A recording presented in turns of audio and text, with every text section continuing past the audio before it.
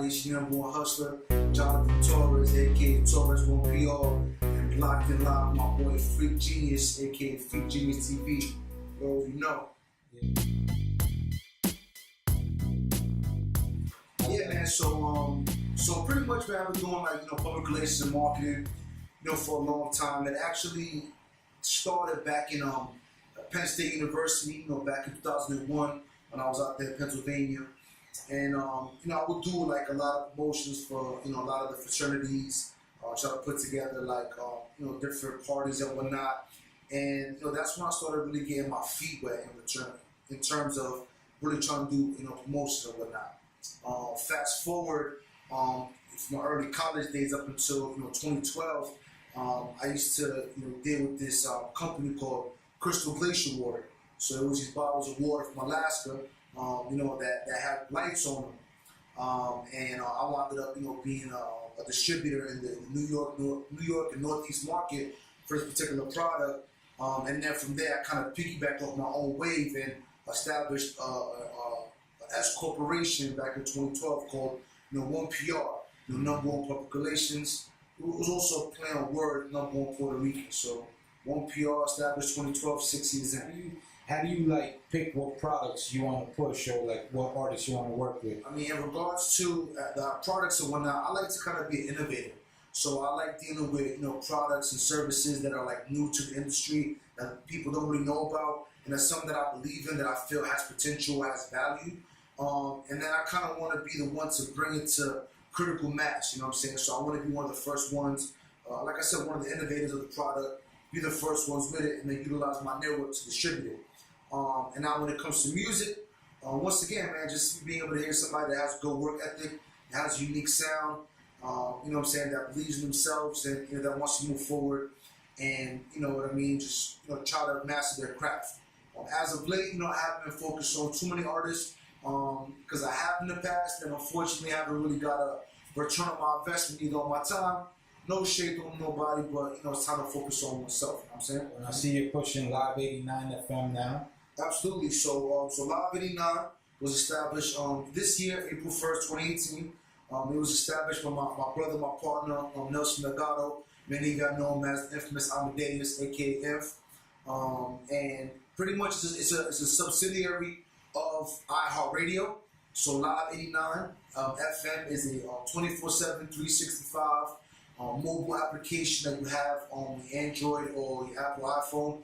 And pretty much it's 24/7 streaming, mainly hip-hop golden era, but as with the times we must change and adapt, we also do have a lot of new up-and-coming artists who want some trap music, and a lot of dope DJs on the roster. And the goal is to eventually get this onto a FM platform and go full force under the iHeart parent company. So work in progress. In the past 120 days, got over 880,000 unique subscribers, 3 million streams in a matter of 4 months, just off word of mouth and promo. So doing the damn thing, shout out to my boy Inf. And how do people sign up or like log in or, how do people? Sure, I mean, it's a free application. You can actually go on your Android Play Store or on Apple, Apple Store and download Live 89 FM.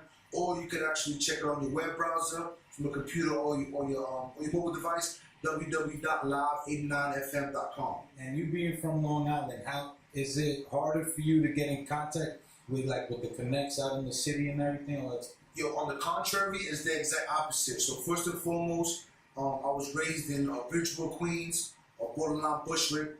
I was raised there, 1689 Linden to Cypress and St. Nick. I was there to the age of 12.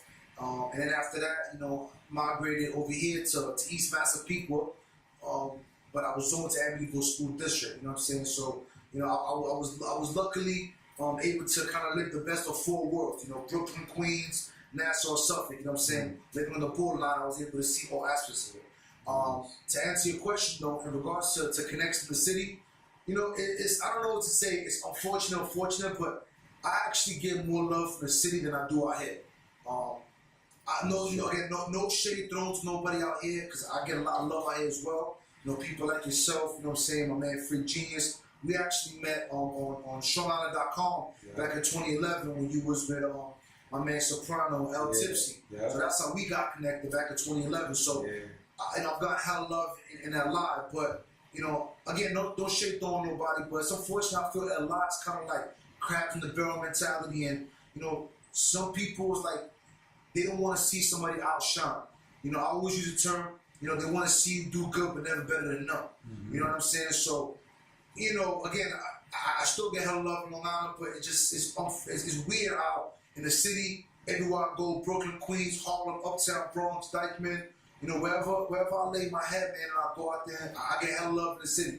Long Island, I still get the love, but I feel like I get a little more resistance, you know what I'm saying? So I don't know whether that's the case. From having a conversation with several artists and business people in Long Island, you know, a lot of people feel that way, you know what I mean? It's unfortunate, but I'm hoping to break that stigma, you know what I mean? What's like some of the like most memorable or like interesting places or like artists that you've worked with, like some events that you've been to?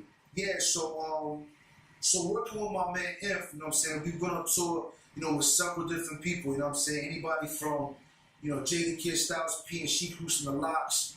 You know, we booked shows in Boston, Massachusetts, it's been dope. I've been on Sprinter vans, you know what I'm saying, with kids going up to Burlington, Virginia, Burlington, Vermont, and having shows up there. It's kind of dope where it's like, you know, this is people that you grew up with listening to, whatever, like at the epitome and golden era of hip hop in the you know, mid 90s, and then you on the same Sprinter bus with them chopping it up, talking about kind of shit. You know, a lot of y'all may not know, but Jadakiss is actually half Puerto Rican.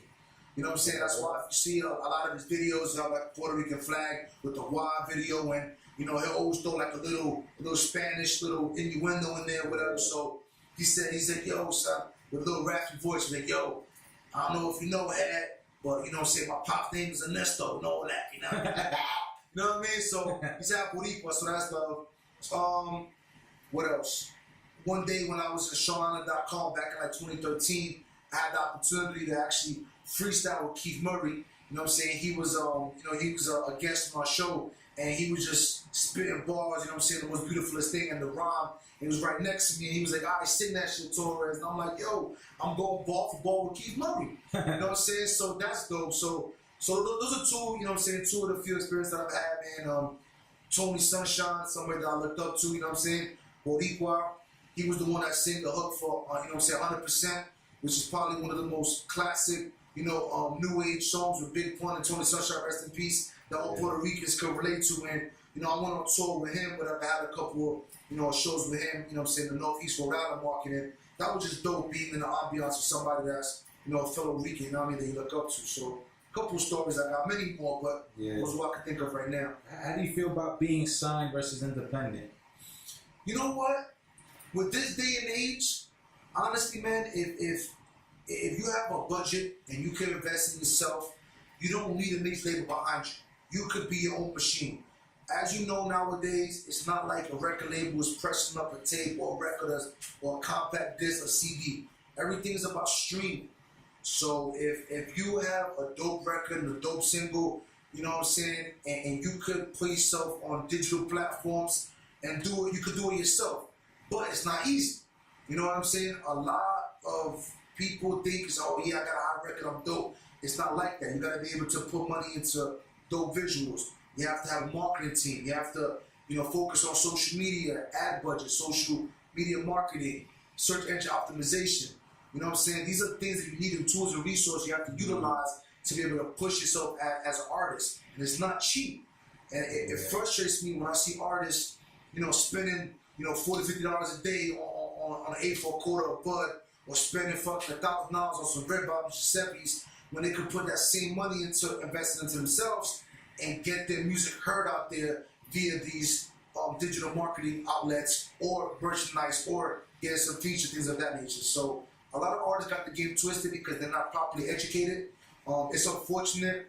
I think in our community, in the African American Latino community, we're not properly educated. Which hence keeps us down and always keeps us a step behind.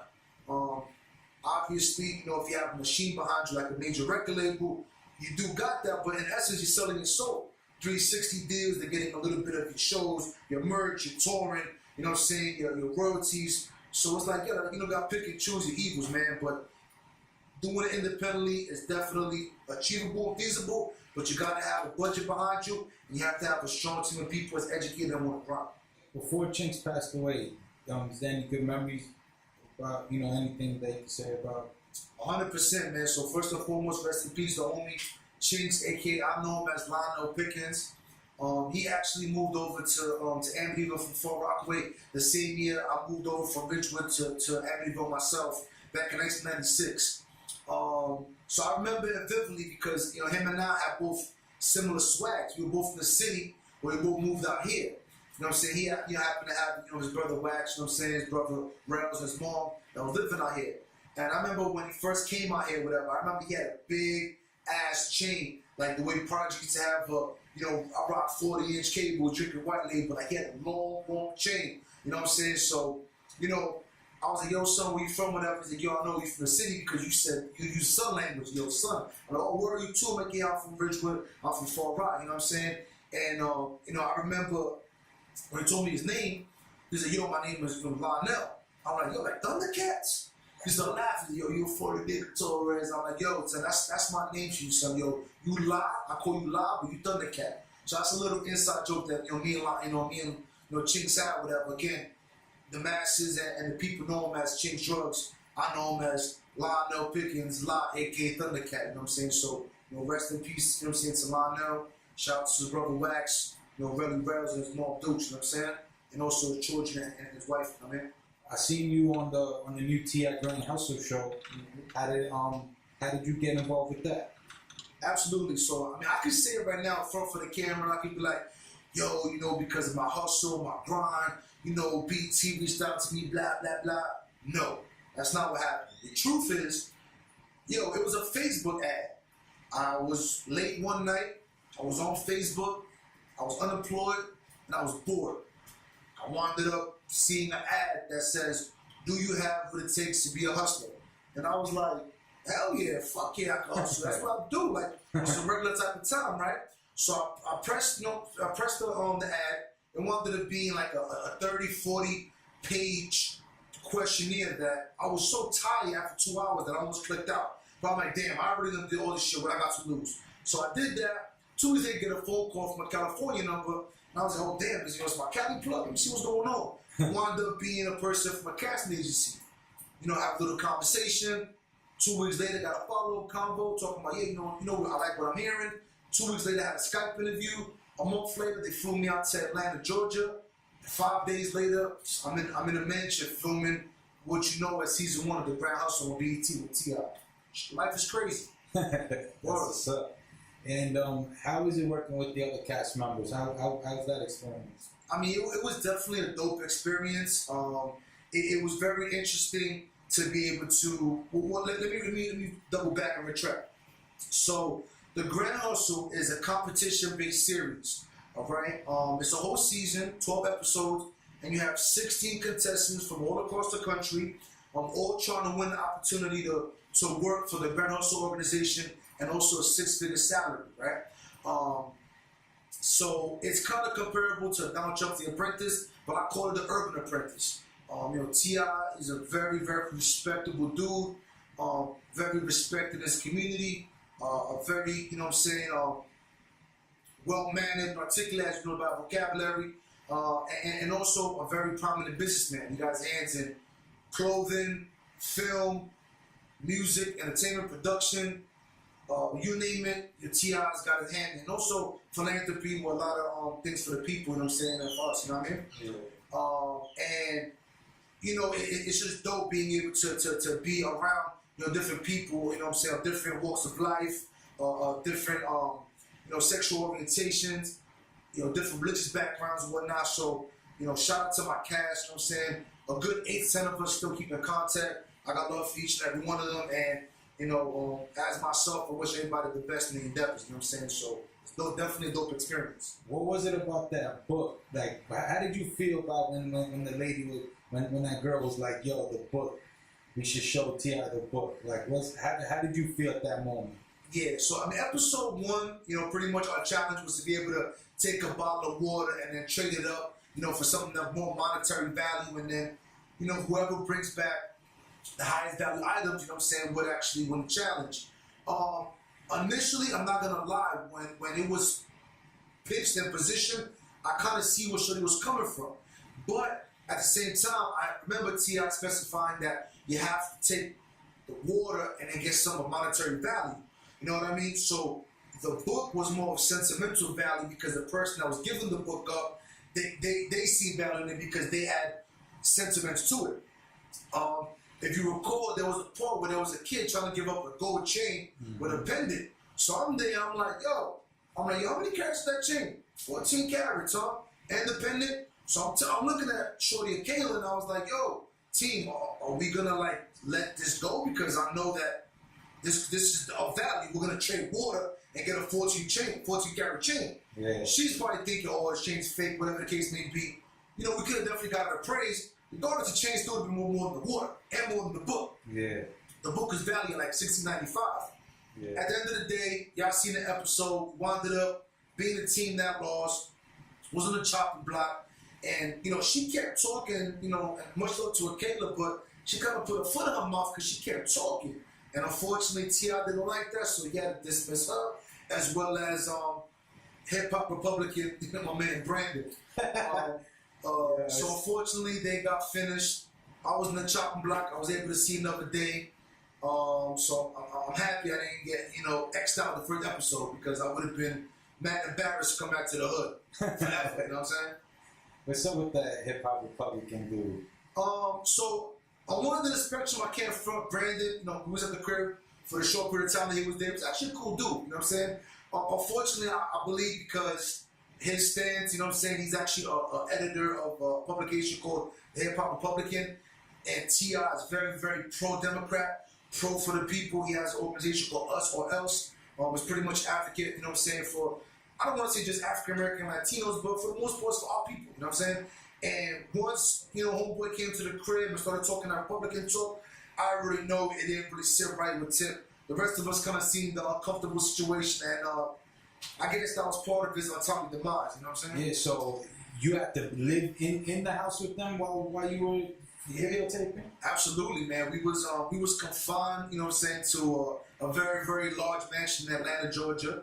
We didn't have access to no phones, no wireless, no nothing, so we were 24/7 surveillance and in control of whatever they want, you know what I'm saying? So, trust me, man, if you had a fart, they heard that shit. They probably smelled it too. That ass. It was very intimate. The only place that wasn't a camera was the bathroom, and even then, I think they had some sound shit in there, whatever. I don't know. I wasn't doing no funny style stuff. I was focused on trying to, you know, keep my eyes on the prize and do the damn thing to get the W, you know what I mean? So, if anybody else is getting popular, getting freaky, I don't know. There was some rumors, but I don't know. I can't confirm nor deny. You know what I'm saying? Cameras stay on at all times. All time. Every single room has a camera or two microphones, and then you have, you know, somebody around, just coming around 24/7, just monitoring your every move. And let me tell you too, let me get this very clear. This show is 100% non-scripted. A lot of this reality TV show, well, don't shame nobody, a lot of it's bullshit. Alright, there's some form of premise, some sort of storyline, and obviously they film accordingly, edit to that. This show, none of that. That shit was straight raw.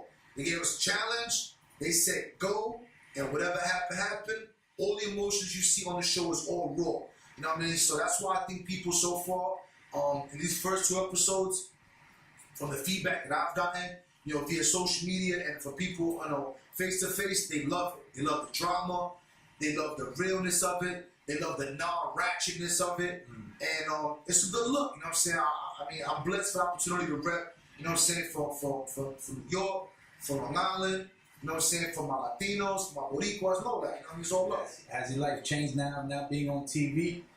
I mean, right now it's early in the game. I mean, it is, you know, only episode 2. Episode 3 coming out this Thursday at 10 p.m. Make sure you tune in that. But it's interesting because, you know, I'll turn on the channel and I look up and I'm like, I'm on TV. That's kind of like surreal. It's like, damn, like, it's dope. You know what I mean? But I can't say that there's been much of a life change because at the end of the day, that's reality television and real life shit still go on. So I still got to hustle on some every day. I still got to go to work 6 days a week, 8, 10-hour days in the car business. I still got to do my 1-2, if you know what I'm saying. So, at the end of the day, as surreal it is, every day I wake up and my alarm clock goes off, reality smacks me in the face and like, yo, you gotta go to work.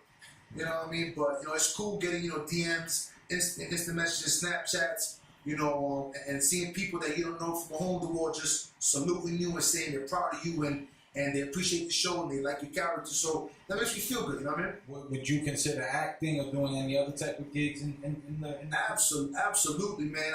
I was actually in Atlanta for the premiere 2 weeks ago. I had seen my man Prince, All Eyes on Me, my son from Suffolk. He actually lives down there in Atlanta right now, and I needed a cameraman to take some pictures. Me and my drip and my fly outfit, and also a little visual for Instagram.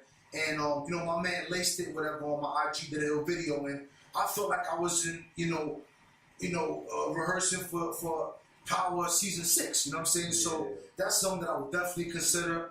I definitely would like to go into acting, commercials, potentially television, and that's the reason why I made sure that during this television show that I will handle myself in a professional manner and be able to talk my business savvy and my articulate side, but then also be myself on my hood side, and you can see both sides, you know what I mean? So hopefully, by me being myself, I'm able to get an opportunity to work for a major record label, A&R, work for a company, or eventually, like I said, invest in myself and be my own angel investor or almost like a Shark Tank, you know what I'm saying? Like that kind of, venture capitalist per se, you know what I mean? And how important is networking for people who's trying to start up? Man, I know it sounds corny and I hate to use cliches, but the first thing that comes to mind, network equals network. You know what I mean? You have to go out there, you have to meet people, you have to communicate, you got to know how to sell yourself, you know what I'm saying? Like, that's why it's funny you mention that, because that's the main reason why I stay in the car business, you know what I mean? Because all I do for a living is sell myself. Not like a prostitute, you know what I'm saying, but myself as a person, you know what I'm saying? Like, I'm able to communicate with people and persuade them and negotiate with them for them to be able to purchase a vehicle. So when you're going out there and you're trying to network, you have to sell yourself. You have to be confident in yourself, and you have to be confident in your abilities. So hence the reason why I stay in the car business, because every day for a living, what I do is negotiate 3, 4, 5 times a day. You do the math, if you negotiate, if you sell 15 cars in a month, that's more cars than a person buys their whole lifetime. And you're doing this on a regular basis. So in the future, when you want to, be a venture capitalist or an investor, and you want to talk that talk and be able to negotiate $100,000, $1 million deals, you already have that groundwork. You know what I'm saying? You have that foundation to be able to do so. So I mean, that's why I keep the car biz on deck all day. Comfortable communication isn't. When you track sales, isn't the best salesperson isn't the person that sells the most. It's the person that communicates the best. You know what I mean? If you're able to build common ground and build rapport and build a quick relationship with somebody in a timely fashion and sell them a product, you're A1, you know what I'm saying? So is there anything else that you'd like to talk about? Any advice, anything that you'd like to say before we sign off? I mean, so much I can say. I mean, I can go on for days. I do this show regular. Rest in peace to the big homie Craig Herring. You know what I'm saying? He was the lieutenant, the governor, the mayor of Long Island. He opened up a lot of doors for people, you know what I'm saying? So, like, even being in Freeport and knowing I kind of like the demographic, you know what I'm saying? I kind of like, even on here and now his previous studio, I still kind of feel the ambiance and presence, you know what I'm saying? Craig Herring was the man, always showed me hella love. We had several conversations about our health, because he was going through some health issues at one point in time, and I was able to understand and pretty much empathize with him, because a lot of people don't know, but I mean, real quick, I got a pacemaker, you know what I'm saying? Like, I'm 34 years old, I got a pacemaker put into me 3 years ago. I was born with a regular heartbeat, you know what I mean? So outside of making money and hustling and grinding, I definitely want to tell the people out there, man, you gotta be able to take care of your health. You know what I'm saying? It's like health, wealth, and everything else. You know what I'm saying? If you don't have a solid foundation with your health, and you don't have, you know what I'm saying, you don't have that, nothing else matters. Because you can have all the money in the world. Look at my man from Apple. What's son's name? I forgot. You know what I'm saying? Steve Jobs, you know what I'm saying? I'm tired of shit. Steve Jobs, you know what I'm saying? All the money in the world, but unfortunately died to cancer, you know what I'm saying? And even he realized that, as you can see some of his bio towards the end of his life, he even knew, yo, all that money in the world, whatever, but you don't have happiness, you don't got nothing. Look at Robin Williams, one of the funniest men ever to be a comic, had all the money in the world, you know what I'm saying? Off himself, you know what I'm saying? So you gotta have your health, you gotta have good mental health, you gotta be in a good mental space. You know, I'm not trying to preach nobody about God or whatever, but have, you know, some type of relationship with a higher power. You may call him God, you may call him Yahweh, you might call him Jehovah, Allah, whatever it is. Have a relationship with a higher power, you know what I'm saying? Because, you know, outside of this physical spacesuit, there's something bigger than us, you know what I'm saying? So, health, obviously, is important. Your mental health is important. Family, you know what I'm saying? Being able to, you know what I'm saying, love one another, you know what I'm saying? And not just your immediate family, but your brother, you know what I'm saying? Your fellow brother and sister, you know what I'm saying? You know, try not to be for one another, you know what I mean? I know, like, again, I'm not trying to preach, you feel me? But me, one of my goals is trying to be the gap, to try to bridge the gap between Latinos and African Americans, you know what I'm saying? In terms of understanding that we all the same shit. If you break down our genetics, you want to break it down to metaphysics and science and math, we all the same, you know what I mean? So I myself, as a Boricua, understand that my lineage and my heritage is comes from an African ancestry, you know what I'm saying? And I understand that. And I think that amongst our people, you know, within like the African American community, even Latinos, there's a lot of subliminal, I won't say hate, but just disagreements and quarrels. So, you know, I'm trying to break that. You know, also another thing too, and I respect, you know, some people might, you know, drop Blood, Crib, Nieta, King, Salvi, you know what I'm saying, Mano, whatever the case may be, man. I get it, represent, do what you do, man, but we gotta unify, man. You know what I'm saying? End of the day, the powers that be want to see us kill each other, you know what I mean? That's the goal, you know what I mean? So as a people, as blacks and Hispanics, we gotta get together, you know what I'm saying, and make power moves, you know what I'm saying? We have to empower one another, have, you know, financial literacy, educate one another on credit, you know what I'm saying, on how to build businesses and support one another, you know what I mean? Like, there's so much, bro, that I could talk about, you know what I mean? But these are the bare basics. Your health, your mental well-being, your spirituality, your family values, and being able to just, you know what I'm saying, teach one another amongst our community, you know what I'm saying? Not just Long Island, that's all Suffolk, New York, US, everybody, man, just, you know, everybody, you know what I mean? Each one teach one, you know, try to empower each other, try to be a positive role model influence for yourself and your community, and just show love, man. It costs you nothing to show love, you know what I mean? It's all you gotta do, and that's all I'm about, man. I'm trying to talk about positivity. I could sit and talk about negativity for days, but that's not my character anymore, man. I'm trying to shoot positivity, you know what I mean? That's what's up. Word. Johnathan Torres, aka Torres1PR. Make sure you check me out on all social media platforms at Torres1PR, Torres, the number 1, PR like Puerto Rico, public relations. Also check out www.torres1pr.com. I've got a couple little things coming along in the works, but make sure Torres1PR on all platforms.